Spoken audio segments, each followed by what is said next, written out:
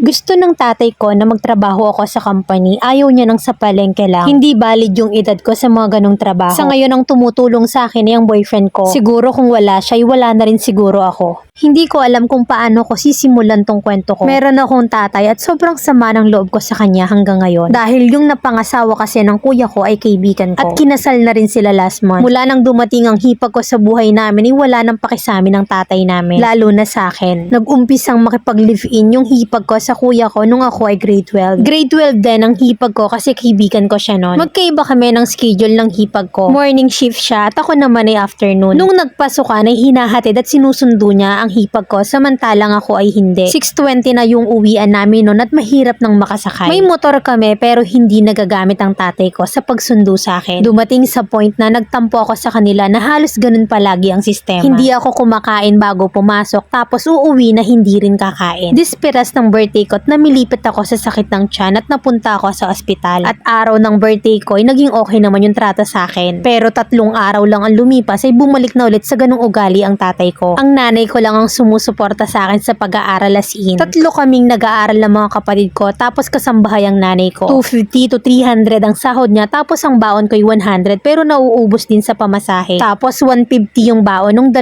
kong kapatid. Halos wala na talagang matira sa nanay ko. Yung tatay ko ni pisong duling ay wala siyang binigay sa akin. Ni paghatid sundo sa akin ay hindi niya magawa. Samantalang yung hipag ko hinahatid at sundo niya. Nagtatrabaho kasi si kuya sa Tarlac. Ulila na yung hipag ko at gusto ng family ko na punan yon. Pero hindi ba parang unfair naman yun sa akin yung ginagawa nila. One time nagpunta ako sa peryahan dito sa bayan namin. Nagka-ating class ako at naglibot ako sa perya. Umabot yun ng 6 PM at nagpapasundo ako sa tatay ko dun sa kanto malapit sa amin. Pero nag-exit lang siya pa uwi at hindi niya ako sinundo. Kaya sumakay na lang ako sa iba. Pag uwi ko ng bahay, galit na galit sa akin ang kuya ko. Pagdating ko sa bahay, binasag niya yung cellphone ko. Iyak ako ng iyak that time at ang tumutulong lang sa akin ay ang boyfriend ko. Siguro kung wala siya, wala na rin siguro ako ngayon. Need ko lang po ng advice kasi nakagraduate na ako ngayon ng grade 12. At 17 years old pa lang ako ngayon. Pero gusto nang magtrabaho ako ng tatay ko sa company. Ayaw daw niya nang sa palengke lang. Eh hindi pa naman pwede yung ganung edad ko sa ganung trabaho. Need ko po ng advice. Letter sender, Bebe.